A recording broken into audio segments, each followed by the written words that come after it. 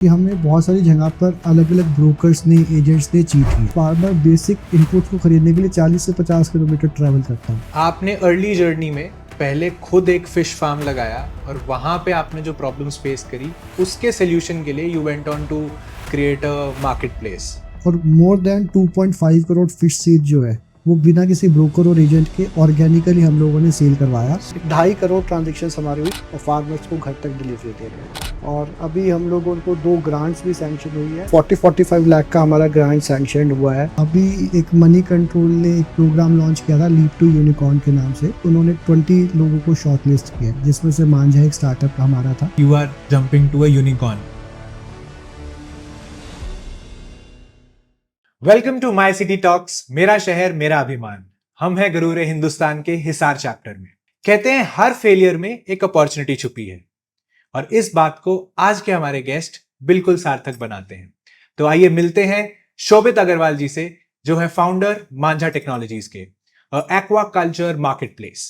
So let's hear it from him. What's his journey? I am Shobhit Agarwal, founder of Manjha technologies. Manjha basically एक ऐसा online platform है जिसमें हम लोग एक्वाकल्चर फार्मर्स को हेल्प कर रहे हैं सीड से लेकर फीड हेल्थ सप्लीमेंट्स खरीदने के लिए, और आगे जब उनका फाइनल प्रोड्यूस तैयार होता है तो वो उनको बिकवाने के अंदर हम लोग हेल्प कर रहे हैं। ये हम लोगों ने जर्नी स्टार्ट की थी 2020 से। तो मेरा फ्रेंड सुधीर जो हमारे साथ मांझा में को फाउंडर भी है, उसकी फैमिली इस एक्वाकल्चर के बिजनेस में या फिश फार्मिंग के बिजनेस में पिछले 25-30 साल से थी। तो वो अपना एक अलग से वेंचर करना चाहता था फिश फार्मिंग का। तो मैंने उसके साथ एक वेंचर किया फिश फार्मिंग का। एक छोटी सी लैंड 5 एकड़ की हमने लीज पे लेकर स्टार्ट किया 2020 के अंदर। जब कोरोना का लॉकडाउन था तो उसके फादर ने हमें बहुत सारी हेल्प भी की बेसिक चीज़ों को यूज़ करने में, कुछ प्रिकॉशंस को ध्यान में रखने के लिए। बट फिर भी हम लोगों ने after a period of 1 year ये रियलाइज़ किया कि हमें बहुत सारी जगह पर अलग अलग ब्रोकर्स ने, एजेंट्स ने चीट किया। और उसके बाद जब मैंने देखा कि इस इंडस्ट्री के अंदर बेसिकली प्रॉब्लम यही आ रही है कि जो रियल हीरो है इस इंडस्ट्री का फार्मर, उसको सबसे कम प्रॉफिट होता है क्योंकि बहुत सारे ब्रोकर्स और एजेंट्स हैं। और जब मुझे ऐसा लगा कि एक सीए होने के नाते जब मुझे इतना लोगों ने चीट किया, समझदारी भी हमने रखी, तो एक आम फार्मर के साथ तो बहुत कुछ हो रहा होगा। तो इसलिए हमने फिर इसका सॉल्यूशन ऑनलाइन देखना शुरू किया कि कोई ऑनलाइन कोई प्लेटफॉर्म है, कोई ऐप है जिससे हमें हेल्प मिल सके। तो 3 महीने के सर्च करने के बाद हमें कोई प्लेटफ़ॉर्म नहीं मिला। तो मुझे लगा कि हमें एक ऐसा प्लेटफ़ॉर्म बिल्ड करना चाहिए एक्वाकल्चर के लिए, जो बेस फार्मर्स के लिए एक वन स्टॉप सॉल्यूशन हो और फार्मर्स को, स्पेसिफिकली एक्वाकल्चर फार्मर्स को, सारी चीज़ों की हेल्प प्रोवाइड कर सके। तो हम लोगों ने इसके लिए अपनी जर्नी स्टार्ट की। सो बेसिकली आपने अर्ली जर्नी में पहले खुद एक फिश फार्म लगाया और वहां पे आपने जो प्रॉब्लम्स फेस करी उसके सोल्यूशन के लिए you went on to create a market place. So आप उस जर्नी के बारे में थोड़ा इलैबोरेटली बताओ ताकि हमें समझ में आ सके कि क्या प्रॉब्लम्स थे एंड अल्टीमेटली हमने क्या सोल्यूशन पे मांझा हाँ। टेक्नोलॉजीज को शुरू किया। सो बेसिकली प्रॉब्लम क्या आती है अगर हम फार्मिंग देखें तो फार्मिंग एक ऐसा बिजनेस है जिसमें अलग अलग प्रोसेसेस या अलग अलग स्टेप्स रहते हैं। तो एक्वाकल्चर या फिश फार्मिंग में भी जनरली 3 स्टेप्स रहते हैं, जिसमें फर्स्ट स्टेप रहता है सीडिंग, जिसमें फिश फार्मर जो होता है अपने पॉन्ड के अंदर जो छोटा मछली का बच्चा है वो डालता है। दूसरा स्टेप रहता है फीडिंग, जिसमें हम लोग उस बच्चे को न्यूट्रिशनल कंपोनेंट्स, फीड वगैरह खिलाते हैं, हेल्थ सप्लीमेंट्स देते हैं, जिससे उसका सर्वाइवल अच्छा आए, ग्रोथ अच्छी हो। और तीसरा पार्ट रहता है हार्वेस्टिंग, जिसमें हम लोग जब वो फिश एक मार्केटेबल साइज पे पहुंच जाती है, बड़ी हो जाती है, तो उसे हम ओपन मार्केट के अंदर सेल कर देते हैं। राइट। तो सबसे पहले जो प्रॉब्लम आती थी वो सीडिंग को लेकर आती थी। सीडिंग के अंदर अब फार्मर को सीड चाहिए होता है, तो उसे यही नहीं पता होता वो सीड कहाँ पर अवेलेबल है। तो प्रॉब्लम ये आती थी कि वो किसी दूसरे सीड सेलर से डायरेक्टली कनेक्ट नहीं कर पाता था। तो ये प्रॉब्लम सीड सेलर को भी थी, वो फार्मर से डायरेक्टली नहीं कनेक्ट कर पाता था। उसके बीच में बहुत सारे ब्रोकर्स और एजेंट्स काम करते थे, जिसकी वजह से जनरली एक सीड सेलर को जब वो बेचता था जिस रेट पे और जब वो फार्मर के पास पहुँचता था, उसमें 30-40% तक का गैप आ जाता था। और यही प्रॉब्लम आती थी सेकंड पार्ट जो फीडिंग का है, कि जो आपके जितने भी आपके फीड के डिस्ट्रीब्यूटर्स हैं, डीलर्स हैं, वो सारे के सारे अर्बन एरिया में लोकेटेड है। वहीं फार्मर के जो फार्म्स हैं, वो आपके रूरल एरिया में लोकेटेड है। तो as per the data given by the various surveys और वेरियस गवर्नमेंट ऑर्गनाइजेशन, कि जनरली एक फार्मर बेसिक इनपुट्स को खरीदने के लिए 40 से 50 किलोमीटर ट्रैवल करता है। हम लोग 40 to 50 50 किलोमीटर। किलोमीटर्स। अब आज हम लोग डिजिटल इंडिया की बात करते हैं, आज भी फार्मर्स को ये प्रॉब्लम आती थी। तो हम लोगों को लगा कि एक वन स्टेप सॉल्यूशन बनाना चाहिए, तो हम लोगों ने फार्मर से डिस्कस करना शुरू किया कि क्या ऐसा हो सकता है। तो इनिशियली तो आपको भी पता है कि हमारे इंडिया में क्रिटिसाइज़ लोग पहले ज़्यादा करते हैं, एप्रिशिएट तो काफ़ी लोगों का ये व्यू था कि फार्मर ऐप नहीं चला पाएगा, इंटरनेट कहाँ से आएगा, उसको इतनी नॉलेज ही नहीं होती, तो बहुत सारे इश्यूज़ आए। तो मैंने मेरे को-फाउंडर सुधीर ने और मेरे साथ दिव्यम जो मेरा को-फाउंडर भी है और मेरा भांजा भी है, हम तीनों ने सोचा कि हम लोग एक प्रोटोटाइप इनिशियली लॉन्च करते हैं, जिसमें हम लोग सिर्फ़ फर्स्ट पार्ट के ऊपर काम करेंगे, फीडिंग, हार्वेस्टिंग को नहीं सोचते। हम लोग एक प्रोटोटाइप बनाते हैं जिसमें क्या होगा, जो भी सीड सेलर है वो आके अपना सीड हमारी ऐप पे लिस्ट कर सकता है। तो उसके बाद वो सीड जो है फार्मर को दिखेगा जो प्लेटफ़ॉर्म पे होगा और फार्मर उससे डायरेक्टली कनेक्ट कर सकता है। तो हम लोगों ने 2021 में अपना एक ऐप का एक छोटा-सा प्रोटोटाइप डेवलप किया और उसके बाद हमने हमारी ऐप लॉन्च की और विदिन 6 मंथ्स हमें बहुत अच्छा रिस्पॉन्स मिला। हम लोगों ने कोई मार्केट स्पेंड नहीं किया क्योंकि इस तरीके का सॉल्यूशन मार्केट में था ही नहीं। तो हमारे पास लगभग 6-7 महीने में 2500 फार्मर्स हमने ऑनबोर्ड किए और more than 2.5 crore fish seed जो है, वो बिना किसी ब्रोकर और एजेंट के ऑर्गेनिकली हम लोगों ने सेल करवाया। So, 6 months में you onboarded 2500 हाँ, farmers यस। and कितना हमारा ट्रांजैक्शन कितना 2.5 करोड़ ट्रांज़ैक्शंस हमारी हुई जिसमें हमने कोई कमीशन चार्ज नहीं किया। फार्मर को सीड मिल गया, सीड सेलर को सीड बेचने के लिए एक प्लेटफ़ॉर्म मिल गया, जिससे दोनों इंटरैक्ट कर पाए और प्लेटफ़ॉर्म हमारा काम किया। बट जो मेजर पार्ट था ऑफ द ब्रोकर्स और मिडलमैन, इनकी तरफ से कुछ रेजिस्टेंस या कुछ थोड़ी-सी रेज़िस्टेंस तो हर चीज़ में आती है, अभी भी हम लोग फ़ेस कर रहे हैं जैसे-जैसे ग्रो कर रहे हैं क्योंकि आप किसी भी चीज़ को जब साफ़ करने निकलते हो, तो उसमें दिक्कतें तो आती हैं।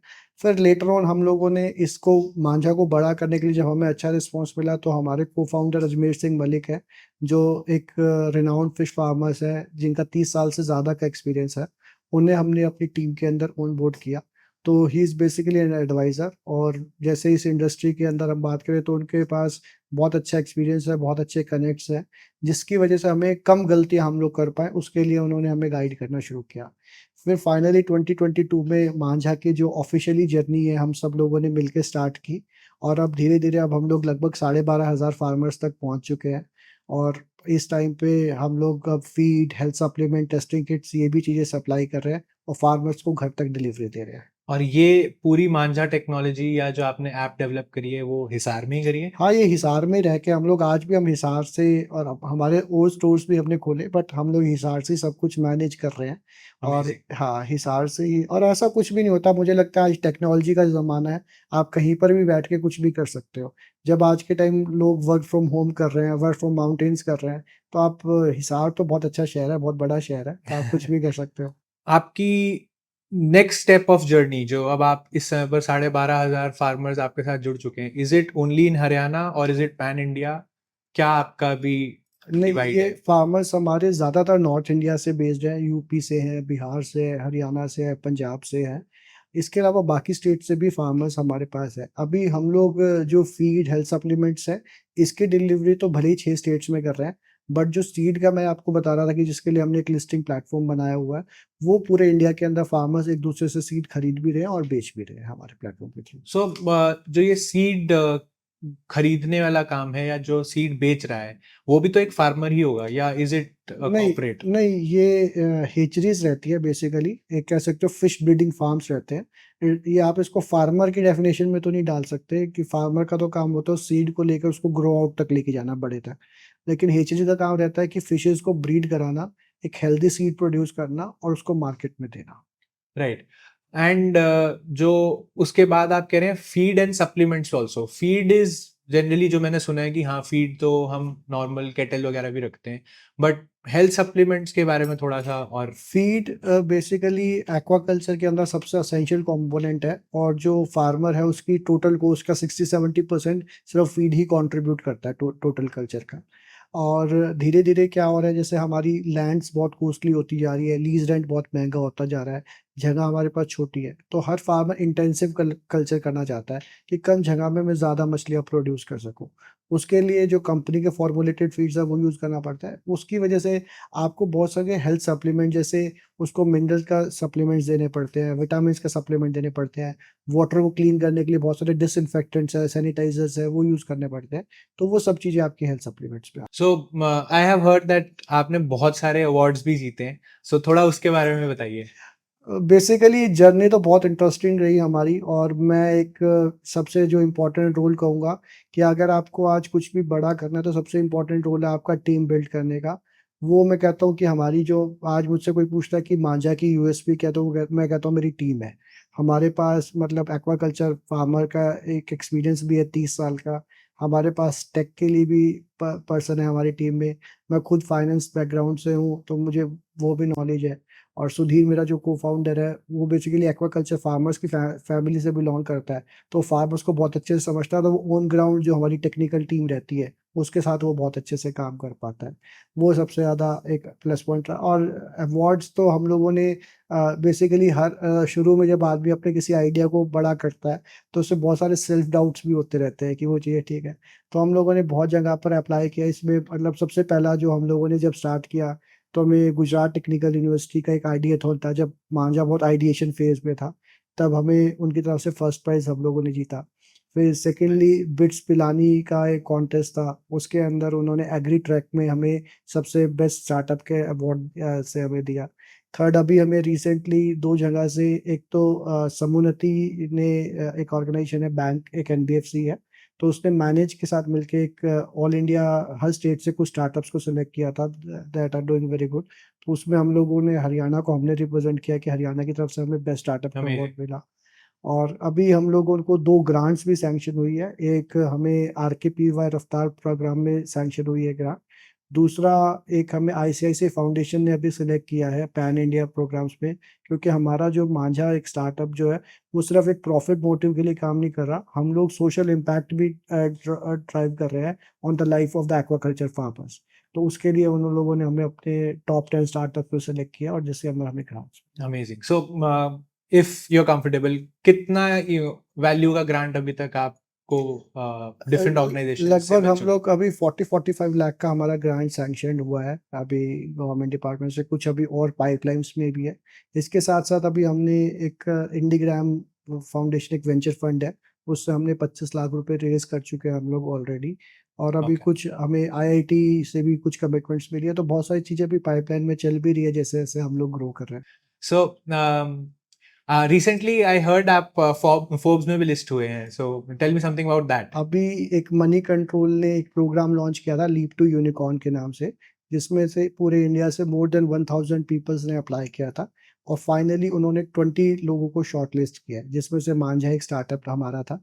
तो उन्होंने उन 20 स्टार्टअप्स को फोर्ब्स इंडिया ने लिस्ट किया है to that have reach the potential to unicorn. Reach to the unicorn. तो उसमें हम अमेजिंग। लोग 20 स्टार्टअप्स में पैन इंडिया आए हैं। और वो एक बहुत अच्छा इवेंट है, जिसमें मुझे बहुत सारे इन्फ्लुएंसर से, नारायण मूर्ति जी से मिलने का मौका मिला, सुधा मूर्ति जी से मिलने का मौका मिला, नितिन कामत से मिलने का मौका मिला। तो बहुत सारे ऐसे लोगों को जिनको हम टीवी पे देखते थे, उस प्रोग्राम के थ्रू मुझे उनसे भी मिलने का मौका मिला। अमेजिंग। सो आप यहाँ हिसार में बैठ के you have reach to that community that you are jumping to a unicorn. So I would like to know आप how do you feel, and I am sure like your parents would be feeling very proud that you are staying here with them and doing this. So how's that feeling? मतलब मुझे लगता है कि हिसार अच्छा शहर है, बल्कि मैं तो आगे भी यही चाहूँगा कि मेरी जर्नी जो आगे जितनी भी रहे, मैं हिसार में उसको कंटिन्यू करूँ। और हिसार के अंदर सबसे अच्छी बात है, कनेक्टिविटी बहुत अच्छी है, आप कहीं पर भी जा सकते हो आराम से, कोई भी चीज़ आपसे बहुत दूर नहीं है। सेकेंडली, अगर हम लोग देखते हैं कि जब आप किसी भी बिज़नेस को ग्रो करते हो, तो उसमें एक अकेला आप नहीं ग्रो करते, उसके अंदर आपका बहुत बड़ा सपोर्ट सिस्टम होता है आपकी फैमिली का, क्योंकि कोई भी चीज़, फेलियर्स तो 100% होंगे। अगर आपके पास एक फैमिली सपोर्ट स्ट्रॉन्ग नहीं है, आपकी वैल्यू स्ट्रॉन्ग नहीं है पीछे से, तो आप उसको सेटबैक्स को झेल नहीं पाओगे। और मुझे लगता है कि बहुत जगह लाइन की जाती है कि आपके पास एक बंदा लाइफ में ऐसा हो जो ये कहे कि आप कुछ भी करो मैं देख लूँगा। तो मेरे पास, मुझे ऐसा लगता है कि वो मेरी फैमिली है। तो उसी वजह से मैं आगे बढ़ भी पा रहा हूँ और आगे चीज़ों को लेके भी जा पा रहा हूँ। अमेजिंग। और आपने अभी बीच में अपनी टीम के बारे में बात करी, अभी हमारी टोटल मांझा के अंदर कितने लोग होंगे हम टीम में? लोग इसके 8 मेरे एम्प्लॉइज़ हैं अभी और 4 लोगों के हमारे को-फाउंडिंग टीम के हम लोग मेंबर्स हैं। तो वो लोग हम लोग मिलके इसको मांझा को रन कर रहे हैं और मतलब मैं यही कहूँगा कि एक जर्नी होती है। जैसे अब मैं बाकी लोग भी मुझसे मिलते हैं, बात हम लोग करते हैं। तो मैं ये मानता हूँ कोई भी बिज़नेस एक दिन में नहीं बनता। आज हम लोग अग्री। ज़ीरोधा को देखते हैं, ईज़ माई ट्रिप को देखते हैं, तो इन लोगों ने 2008 या 9 में स्टार्ट किया। आज 15 साल, 16 साल की जर्नी के बाद ये लोग पहुँचे हैं। तो आपको चीज़ों को बिल्ड करना पड़ता है। जैसे आज आप एक मकान बनाते हो या एक महल बनाते हो तो उसमें टाइम लगता है। तो इसी तरीके से आप अगर किसी ऑर्गेनाइज़ेशन को बड़ा बिल्ड करना चाहते हो तो एक पेशेंस के साथ अगर आप लगे रहोगे, परसेवरेंस के साथ उसके साथ लगे रहोगे तो चीज़ें आपकी ऑटोमैटिकली ग्रो करेगी डे बाय डे।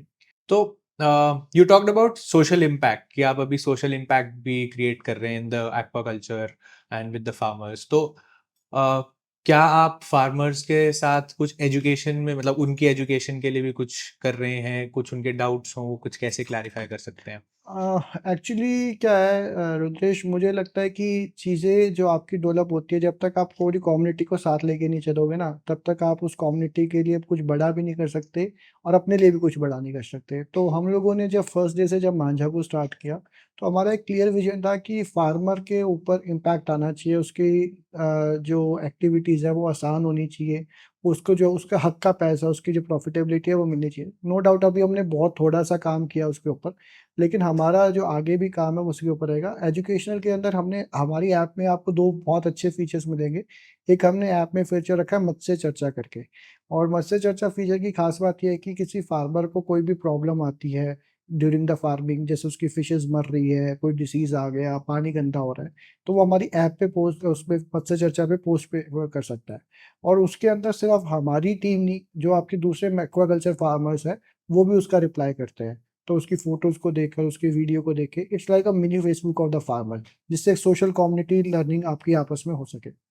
दूसरा इसके साथ-साथ हमारी ऐप पे हम लोगों ने एक डिस्कवर करके फीचर रखा है, जिसमें फार्मर्स को हम लोग गाइड करते हैं रिगार्डिंग द बेस्ट प्रैक्टिसेज़, क्या आपको प्रैक्टिसेज़ फ़ॉलो करनी चाहिए जिससे आपकी कॉस्ट कम आए, आउटपुट आपका ज़्यादा आए। इसके साथ-साथ हमारे पास बहुत सारे ब्लॉग्स हैं, जिसके अंदर हम लोग डिसीज़ेज़ को लेकर, गवर्नमेंट की पॉलिसीज़ को लेकर, उसके बेनिफिट्स को लेकर बहुत सारे फार्मर्स को एजुकेट करने का यहाँ पर आपका काम करते हैं। सो टू वेज हो गया। एक, आप अपनी कम्युनिटी से ही डिस्कस कर सकते हो अपने डाउट्स, एंड इफ सबको सेम प्रॉब्लम आ रही है तो वो कैसे ओवरकम कर रहे हैं। हाँ, एंड सेकंड, आपकी टीम भी ब्लॉग्स एंड वीडियोस के थ्रू एजुकेट कर रही है। Correct, correct, correct. सो एक स्ट्रॉन्गर कम्युनिटी की तरफ तो बन, ब और जागरूकता बढ़ेगी और लोग और ज्यादा लोग और ज़्यादा जुड़ेंगे इसमें। और ज़्यादा आएँगे। राइट। और क्या आप कुछ सोशल इम्पैक्ट अपनी जब टीम डेवलप करोगे उससे भी कुछ क्रिएट कर पाओगे? मतलब there are lot of degrees जो फिशरीज में कर रहे हैं, but I don't see lot of opportunities there. So इस इसके लिए हम लोग अभी मतलब ऑलरेडी काम कर रहे हैं। इसके अंदर जैसे जनरली जो फिशरी ग्रेजुएट्स होते थे, उन्हें ऑन ग्राउंड जॉब मिलती है। ये जो फीमेल कैंडिडेट्स होती है, उन्हें ऑन ग्राउंड जॉब में दिक्कत आती है ट्रैवल करने को रिलेटेड, फार्म की स्ट्रगल्स को रिलेटेड, तो थोड़ी-सा इश्यू रहता था। जनरली फीमेल कैंडिडेट्स अप्लाई ही नहीं कर पाती उन जॉब्स के लिए। तो हम लोगों ने बेसिकली जो हमारा हेल्प डेस्क है या कस्टमर केयर का जो नंबर है, उसमें हम लोग बेसिकली फिशरी ग्रेजुएट्स जो स्पेसिफिकली फीमेल कैंडिडेट्स हैं, उन्हें ही अपॉर्च्युनिटीज़ दे रहे हैं।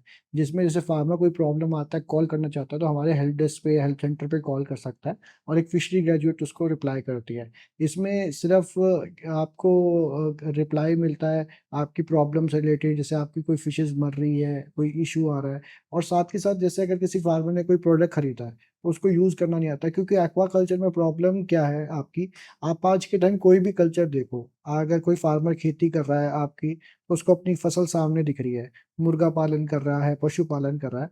हमारे केस के अंदर क्या है, फार्मर की पूरी क्रॉप पानी के नीचे है, उसको देख ही नहीं पाता है वो।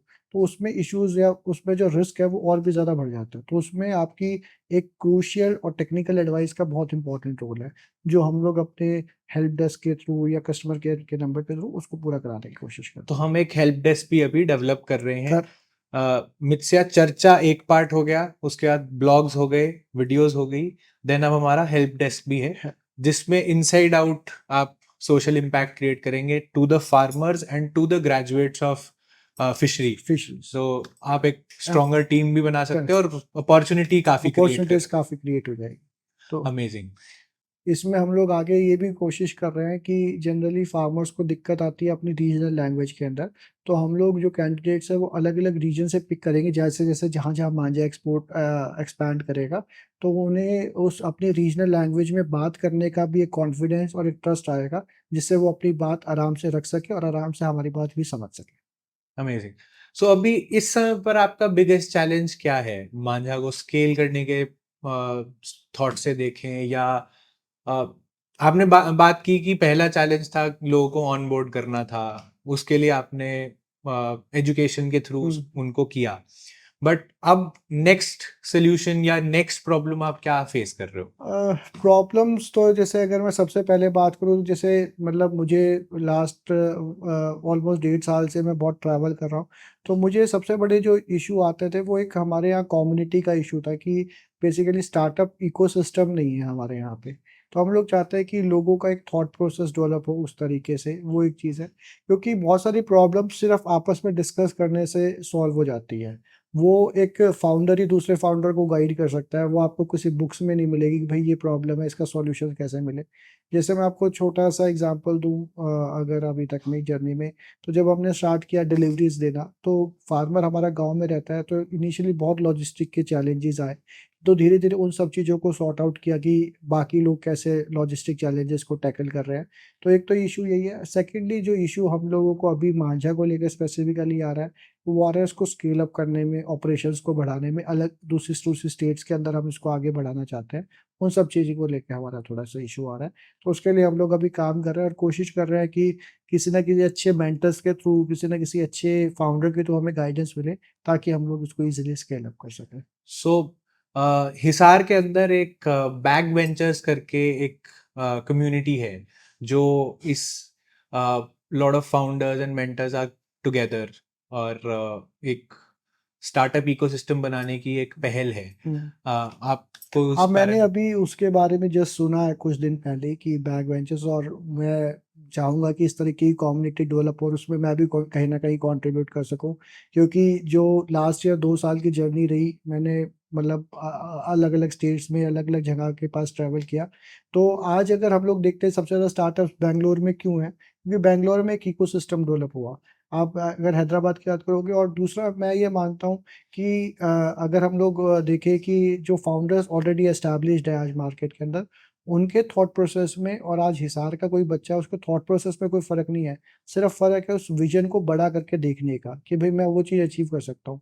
हमें ये लगता है, और शायद मुझे भी लगता था कि हम छोटे शहर से हैं, तो क्या हम लोग उस माइलस्टोन को अचीव कर पाएँगे या नहीं कर पाएँगे। बट आप जब उन लोगों से इंटरैक्ट करते हो तो आप भी ये देख सकते हो कि ये भी यार मेरे में से एक ही था। लेकिन इसने अपनी जर्नी को स्टार्ट किया, जर्नी को कंटिन्यू रखा और ये आगे अपने आप ग्रो कर गया। सो आप इस चीज को ब्रिज करने के लिए कुछ अभी सोच रहे हैं because you are doing lot of social impact creating opportunities. आपने काफी अभी प्रॉब्लम सॉल्व कर ली हैं बट आई एम श्योर अभी स्केल और करने के लिए मांझा में बहुत सारी ऐसी प्रॉब्लम्स होंगी। तो if you want to specify one big problem और you know list down a few, तो वो क्या होंगे?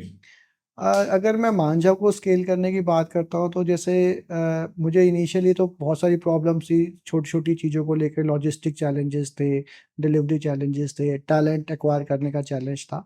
बट जो सबसे बड़ी प्रॉब्लम मुझे लगता है कि वो ये है कि एक कम्युनिटी का होना बहुत ज़रूरी है। एक ऐसी फाउंडर्स की कम्युनिटी या ऐसे माइंडसेट के लोगों की कम्युनिटी जो कि आपकी जो उस प्रोसेस से या उस फेज़ से निकले हो। अब अगर हम लोग देखते हैं कि बैंगलोर इस टाइम पे सिलिकॉन वैली ऑफ इंडिया कहा जाता है, क्योंकि बैंगलोर में जो स्टार्टअप्स बनते जा रहे हैं, वहाँ पे एक इकोसिस्टम डेवलप हो गया। आपको उस तरीके का टैलेंट आराम से मिल जाता है, उस तरीके के माइंडसेट के लोग जो उस प्रॉब्लम को सॉल्व जल्दी कर सकते हैं, उस तरीके के लोग आपको मिल जाता है। अब जैसे अगर हम हिसार की बात करें, तो जैसे बैक वेंचर्स करके जो एक इनिशिएटिव स्टार्ट हो रहा है, तो मुझे लगता है ये आने वाले टाइम के जो स्टार्टअप्स रहेंगे, उनके लिए एक अच्छा इकोसिस्टम रहेगा। और हम लोग भी कोशिश कर रहे हैं कि हम लोग भी उसमें इस तरीके से कंट्रीब्यूट कर सकें कि जो बेसिक स्ट्रगल हम लोगों ने फेस की, आने वाला हिसार में कोई बच्चा आता है या उसको कोई चैलेंजेस आते हैं, उसको वो बेसिक चीज़ों के लिए उसको इधर-उधर नहीं घूमना पड़े, इधर-उधर ना जाना पड़े। वो जैसे-जैसे कम्युनिटी बिल्ट होगी, it's not a one day work, but जैसे-जैसे कम्युनिटी बिल्ट होगी, तो एक इकोसिस्टम बहुत अच्छा बनेगा। और मैं तो मानता हूँ हिसार के ब्लड में ही बिज़नेस है। आप जितने भी बड़े-बड़े ग्रुप्स आप देखते हो, वो हिसार से निकले हैं। तो स्टार्टअप्स तो ज़रूर हिसार से आगे बड़े होंगे develop. And I think back ventures उसमें एक बहुत अहम भूमिका निभाएगा, बिकॉज एक इकोसिस्टम डेवलप करना ऑलरेडी शुरू कर दिया है। नाउ ये इंफॉर्मेशन के लिए हम like we are interacting with founders like हुँ। यू एंड फ्रैंकली मतलब I have seen your office but in detail मुझे नहीं पता था। I am amazed to know कि कितना अचीव कर लिया है हमने। सो ये congratulations on that that thank you. you have achieved लेकिन that. मुझे ये तो लगता है कि कम्युनिटी का होना ज़रूरी है। आप जब तक अपनी कम्युनिटी बिल्ड नहीं होगी, क्योंकि बहुत सारी प्रॉब्लम्स ऐसी होती है जो हमें लगता है प्रॉब्लम है, शायद दूसरे वाला जो बंदा है उसके लिए वो चीज़ बहुत आसान होगी। और जब वो कम्युनिटी बिल्ड होगी, एक तरीके के लोग डेवलप होंगे, तो वो चीज़ें 100%। और आज हम देखते हैं हमारे ही हिसाब से बच्चे गुड़गाँव जाके या दिल्ली जाके या मुंबई जाके जॉब कर रहे हैं। तो अगर वो टैलेंट जब यहाँ रहना शुरू होगा, कुछ सोचना शुरू होगा, तो वो इकोसिस्टम 100% बनेगा और बहुत अच्छा बनेगा। So community is one thing. आप वो इज समथिंग जो हम लोगों को ही मिलके डेवलप करनी है, बट इंफ्रास्ट्रक्चर वाइज और you know in recommendation to कि हमें सिटी को कैसे ग्रो करना है, how we have to develop the economics of our city so that it doesn't fall apart, उसमें आपका क्या थॉट प्रोसेस है, या व्हाट डू यू वांट, या क्या प्रॉब्लम्स आपने फेस किए that you don't want anybody else to मुझे ये लगता फेस? है कि जो सबसे बड़ी चीज़ें हैं वो तो एक गवर्नमेंट पॉलिसीज़ है। जैसे अभी हरियाणा गवर्नमेंट ने भी एक इनिशिएटिव लेके थोड़ा-सा एक स्टेप लिया कि स्टार्टअप हरियाणा एक स्टार्ट किया है। उसमें भी गवर्नमेंट ने, बट क्या है उसके बारे में एक आम जनता तक अवेयरनेस नहीं है। तो हमें लगता है कि कुछ इस तरीके की ऑर्गनाइजेशंस लाइक स्टार्टअप हरियाणा, कुछ इनक्यूबेटर्स जो एक्टिवली काम करें, वो सिटी के अंदर डेवलप हो, जो एक नए स्टार्टअप्स को गाइड कर सके। कि बेसिकली सबसे पहले स्टार्टअप्स को, बहुत सारे स्टार्टअप्स को तो ये प्रॉब्लम आती है कि बिज़नेस स्टार्ट कैसे करना है, क्या लीगल स्ट्रक्चर होते हैं, क्या फ्रेमवर्क्स होते हैं, वो बेसिक गाइडेंस ही अवेलेबल नहीं होती। तो वो मुझे लगता है कि लगातार कुछ स्टार्टअप वालों को और कुछ गवर्नमेंट की तरफ से भी इस तरीके की पॉलिसीज़ बने, जिसमें वो इस तरीके के इंस्टीट्यूशंस को प्रमोट करें, जहाँ पर आपको ये पता चल सके मुझे स्टार्ट कैसे करना है। ये एक सबसे बड़ा इशू रहता है, क्योंकि मैं बहुत सारे लोगों को देखता हूँ जो स्टार्ट करना चाहते हैं, but they don't know how to start, कैसे स्टार्ट करें, क्या-क्या हमें बेनिफिट्स मिल सकते हैं।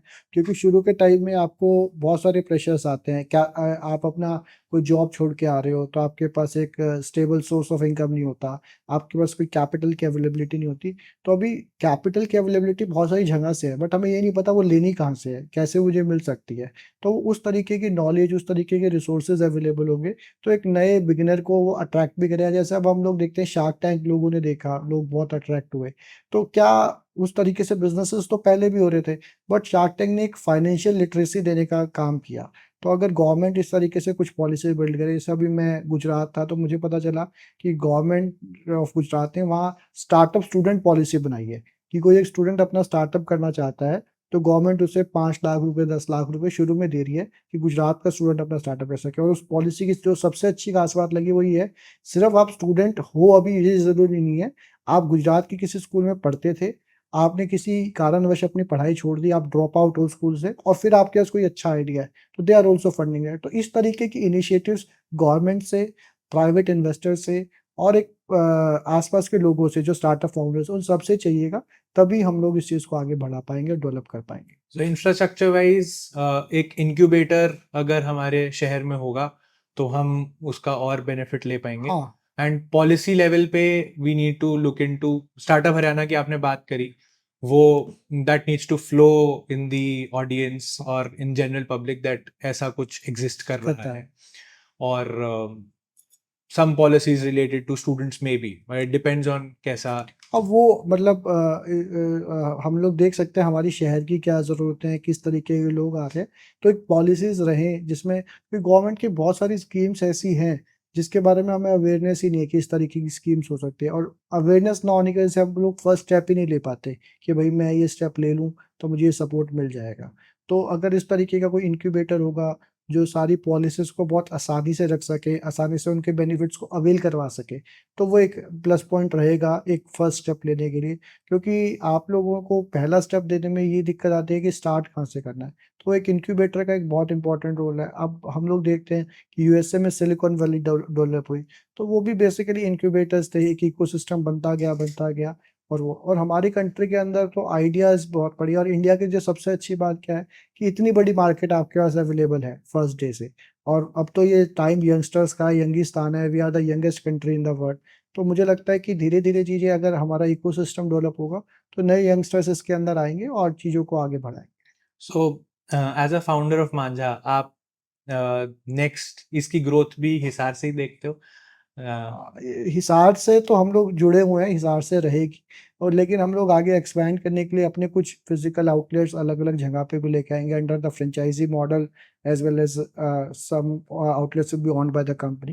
तो वो हमारा आगे का प्लान है और आगे का प्रोस्पेक्ट है। So, what do you think you can contribute into, developing the city and developing this ecosystem? अभी मेरे पास तो जितनी नॉलेज है या जितनी चीज़ें मैंने स्ट्रगल की, वो तो I am ready to open. किसी को भी मुझसे कुछ पूछना है, कुछ कंसल्ट करना है कि कैसे स्टार्ट किया, कहाँ से स्टार्ट किया, तो आई एम अवेलेबल 24/7 उसकी चीज़ के लिए नहीं।